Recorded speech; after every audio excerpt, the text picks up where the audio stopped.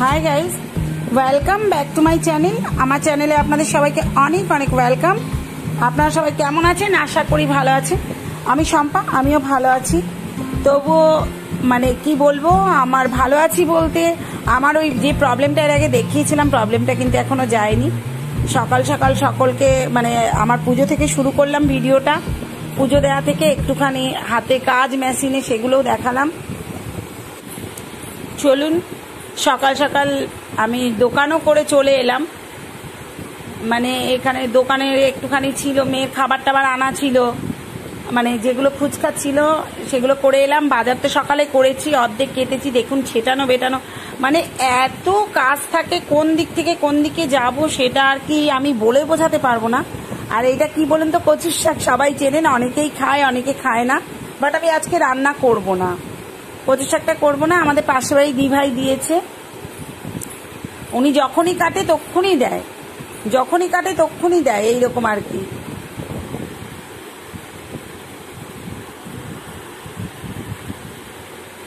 দেখুন এই যে এই গাছটা একদম দোপাটি গাছটা শুয়ে পড়েছিল, যেই জল দিয়েছি দাঁড়িয়ে গেছে, মানে এত বৃষ্টি গেছে। আর এই যে এগুলো আমার লিলি ফুলগুলো অনেক হয়, একসঙ্গে অনেক হয়।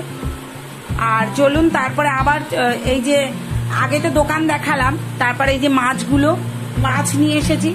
এটাও আমাদের সামনের দোকান থেকে, মানে ওরা মাছ বিক্রি করে, খুব ভালো মাছ। এই যে পেটিগুলো তো আমার সোনা মাছ জন্য, পেটি ভালো পেলাম নিয়ে এলাম, পেটি ছাড়া তো খেতে পারে না। আর ও আমাকে মাছের তেল দিয়েছে, মানে ফ্রিতেই মাছের তেলটা। আমি তো ভীষণ ভালো খাই, আগে মেয়ে খেত না, মেয়েও এখন ভীষণ সুস্বাদু গন্ধে গন্ধে খায়। আর মাছটা আজকে আমি অন্যরকম ভাবে রাখবো, সেই জন্য এই যে সিলটা সেই সকালে ধুয়ে রেখেছি। আর এই এখন এলাম মানে মশলা বাটতে। এত তাড়া গাইজ, এত তাড়া, কোনটা ছেড়ে কোনটা করব। মানে শিলে আদা জিরেটা বাটলে কি হয় ভালো, মানে মিক্সির থেকেও ভালো পেস্ট হয়, টেস্টও হয় ভীষণ। আগে তো শিলেই করতাম, আর তার সাথে আবার হাতের ব্যায়ামও হয়, যার জন্য একটু মাঝে মধ্যে শিলের শখ হয়। আর মশলাটা খুব ভালো বাটা, আর অল্প জিরে থাকলে, অল্প মশলা থাকলে তো জানেন মিক্সিতে একটু অসুবিধেই হয়, সেই জন্য আমি মাঝে মধ্যে আবার শিলেও বেটে ফেলি। তা যাই হোক, চলুন আজকে মাছটা সম্পূর্ণই অন্যরকম ভাবে করবো আর কি। আর আদা জিরে পেঁয়াজ দিয়ে করব, আর কাঁচা লঙ্কা চিড়ে সম্পূর্ণ করবো। এটা জ্যান্ত মাছ হলে বেশি ভালো হয়, কিন্তু জ্যান্ত মাছ হলে তো ছোট মাছ হবে, কাঁটা থাকবে, কেউ খেতে পারবে না, সেই জন্য। আর পেটিগুলোর বাপিও খুব ভালো খায়, যার জন্য চলুন আপনারা আমার সাথে থাকুন। আর মশলা ইচ্ছে মতো ঘষেছি, পুরো মিহি করে দিয়েছি, মানে এত সুন্দর চন্দন। আমার দিম্মা বলতো মশলা যদি না হয় চন্দন তাহলে হয় না রন্ধন, তা সেই রকমই। চলুন এই যে পেঁপে আলু লম্বা লম্বা করে কেটে নিয়েছি, পেঁপে আলু দিয়ে এই কাটাপোনা মাছের ঝোল হবে, কিন্তু এটা নতুন অন্য রকমের করছি। এর আগেও আমি একবার করেছি, আপনারা এইভাবে করে খেয়ে দেখবেন। প্রথমে একটু আর কি জিরে ফোড়ন দিয়েছি তেলে, শুধু জিরে। আর পেঁপে আলুগুলো, আমি পেঁপেগুলো বেশ মোটা মোটা করে কেটেছি, পেঁপে আলুগুলো ভালো করে ভাজা ভাজা করে নিয়েছি নুন হলুদ দিয়ে, বেশ করে নুন হলুদ দিয়ে ভাজা ভাজা করেছি।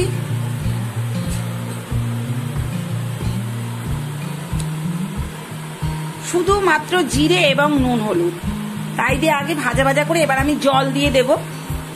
এই বেশি করে জল দেবো, আপনারা যে যেরকম, যদি খুব বেশি ঝোল খান তাহলে বেশি করে জল দেবেন।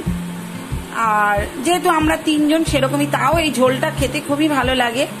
চলুন আমার এই যে পেঁপে আলু ভেজে, অনলি খালি ভেজেছি, জিরে ফোড়ন দিয়ে তেলে ভেজে নিয়েছি, নুন হলুদ দিয়ে ভেজে ঝোল ফুটে যাওয়ার পর আমি মাছটা দিয়েছি। এবার আমার ঝোলটা এটা ফুটে গেছে সম্পূর্ণ। এমনিতেই এরকম যারা আর কি রুগীর ঝোল খায় তারা তো এরকমই খায়। এবার আমি এটাকে মানে নাবিয়ে নেব। চলুন এবার কড়া পরিষ্কার করে মেজে ধুয়ে আনি। কড়াটা ধুয়ে নিয়ে এসেছি আমি, আবার অলরেডি কড়াটা চাপিয়ে দিয়েছি। এবার আমি কি করব, এর মধ্যে একটু তেল এবং জিরে, সাদা জিরে ফোড়ন দিলাম, আর একটু পেঁয়াজ ফোড়ন দিলাম। যেহেতু কাটাপোনা মাছ তার জন্য একটুখানি পেঁয়াজটা ফোড়ন দিলাম। পেঁয়াজের দারুণ একটা সেন্ট হয়। আর এখানে শুধু আদা জিরে এবং কাঁচা লঙ্কা চিড়ে দিয়েছি, আর কালার হওয়ার জন্য জাস্ট একটুখানি কাশ্মীরি লঙ্কার গুঁড়ো জাস্ট দিয়েছি, মানে একেবারে কালচে কালচে কালার টাইপের আসে, যেহেতু পেঁপে আছে। আর আমি কিন্তু কোনো পেঁপে ভাপিয়ে নিইনি, আমার পেঁপেগুলো কিন্তু এখনো শক্ত আছে। আমি বেশ করে আদা জিরে, আপনার এতে টমেটো হলেও ভালো লাগে, কিন্তু আমি টমেটো দিই, যেহেতু এতে পেঁপে রয়েছে বলে আমি টমেটোটা দিলাম না। আদা জিরে দিয়ে আর নুন হলুদতে আছে মশলার মতো আমি একটু নুন দিলাম, যাতে মশলাটাই নুনটা ঠিকঠাক হয়ে যায়। যারা যেরকম ঝাল খান তারা সেরকম অ্যাকচুয়ালি এই ঝোলটা দিয়ে ঝাল নুন টান টান হবে, দারুণ লাগে খেতে। বাট আমাদের ঘরে তো কেউ অত ঝাল খায় না, আমি খাই। আমি আমার জন্য কাঁচা লঙ্কা আমি চিবিয়ে খাই বা ঝোলে গোটা দিয়ে দিই, আমি ভীষণ ভালো খাই। এবার মশলাটা পুরোপুরি কষাবার পর কিন্তু আমি ওই ঝোলটা ঢেলে দিলাম। এই ঝোলটা ঢেলে, এগুলো আগেকার দিনে মা কাকিমারা রান্না করতো, আমার দিম্মাকেও দেখেছি এইভাবে রাঁধতে, কিন্তু লোহার কড়াইয়ে, অ্যাটলিস্ট লোহার কড়াইয়ের মধ্যে মানে ধোয়া উঠে যেত এরকম। আমি যতটা তেল দিয়েছি, তেল অল্পই দিয়েছি। এই খাবারটা কিন্তু পুরোপুরি প্রত্যেকেই খেতে পারবে, প্রত্যেকে খেতে পারবে এই খাবারটা। এটা খাওয়া সম্পূর্ণই উপকার, পুরোটাই উপকার। যাই হোক, আর আমি দেখলেন অল্পই জিরে আদা বেটেছি, কিন্তু দারুণ একটা স্মেল বেরোচ্ছে, মানে বলার কথা না। আমার তরকারি পুরোপুরি রেডি। আমার পেঁপেগুলো একটু একেবারে গলে গেলে তো ভালো লাগে না, ওই জন্য পেঁপেগুলো মোটা মোটা করে দিয়েছিলাম, একদম ঠিকঠাক আছে। আপনাদের কেমন লাগলো অবশ্যই বলবেন। আর চলুন, কড়াইয়ে তেল দিয়ে দিলাম, বুঝতেই পাচ্ছেন কেন, মাছের তেল। একটু রসুন ফোড়ন দিলাম, এবার পেঁয়াজগুলো দিয়ে দিলাম, খুব ভালো করে ভাজা ভাজা করে নেব। এবার একটু আলু কুচিয়ে রেখেছি, কারণ এটা আমি বেগুন দিয়ে ভাজি, বাট বেগুন নেই, তার জন্য অপশন একটু অল্প একটু তেল, তো তাই জন্য একটু আর কি আলু দিয়ে নিলাম। এবার কাঁচা লঙ্কাগুলো পেঁয়াজগুলো দিয়ে দেবো।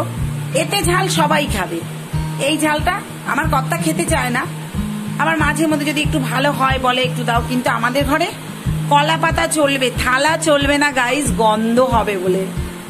ভীষণ ভালোভাবে ভেজে নিচ্ছি। কে কে আমার মতো মাছের তেল খেতে ভালোবাসেন অবশ্যই কমেন্টে জানাবেন। দেখুন এই যে কালার হয়ে গেছে, কিন্তু যা খেয়েছিলাম মানে বলার কথা না, সাধু সাধু করে খেয়েছি। আমরা দুজন খাই, ওর বাপি তো খায় না, আমার কর্তা মশাই একদম খায় না মাছের তেল।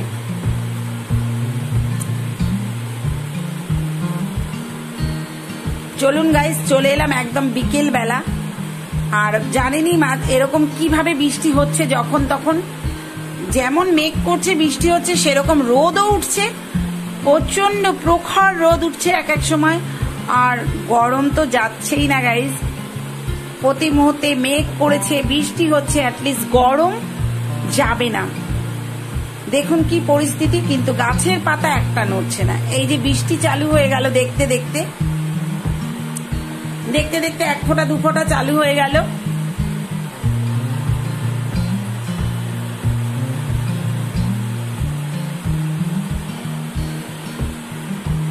দেখুন বৃষ্টিটা ভালোই চলে এলো, কিন্তু একটুও গরম যায়নি। গরম কিন্তু যেখানকার সেখানেই আছে, একটুখানিও গরম যায়নি। ভীষণ কষ্ট পাচ্ছি গরমে, গাছপালাগুলো অন্তত বেঁচে গেল এই আর কি। দেখুন বৃষ্টি কিন্তু ভালো হচ্ছে, বাট মিনিটের মধ্যে আবার বন্ধ হয়ে গেছে। পুরো গরম আর গরম আর গরম। চলুন, তারপরে সন্ধেবেলা এইটা আমাদের দিভাইরা রেখে দিয়েছিল প্রসাদ ওদের ফ্রিজে। আমাদের এক দিভাই হন, ওনারা জিতিয়া পুজো কয়েকদিন আগে গেছে, আপনারা জানেন, যদি এই ভিডিওটা আমারও দুদিন আগে। তা জিতিয়া পুজোর প্রসাদ দিভাই দিয়ে পাঠিয়েছিলেন, সেই প্রসাদটাও সন্ধেবেলা দিভাইয়ের ছেলে এসে দিয়ে গেছে। যাই হোক, সেটাও ভাবলাম আপনাদের সাথে একটু এটা ঠেকুয়া আর কি করেছে। এই যে আমাদের একটা পার্সেল আসছে, সেটা আপনাদের একটুখানি ওপেন করে দেখাই।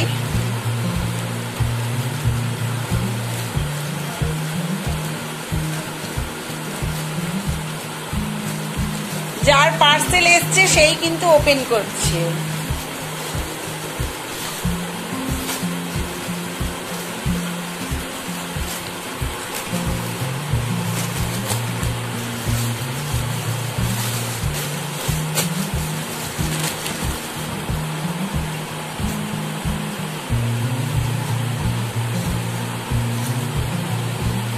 আপনারা বলবেন কেমন হয়েছে, কেমন হয়েছে অবশ্যই।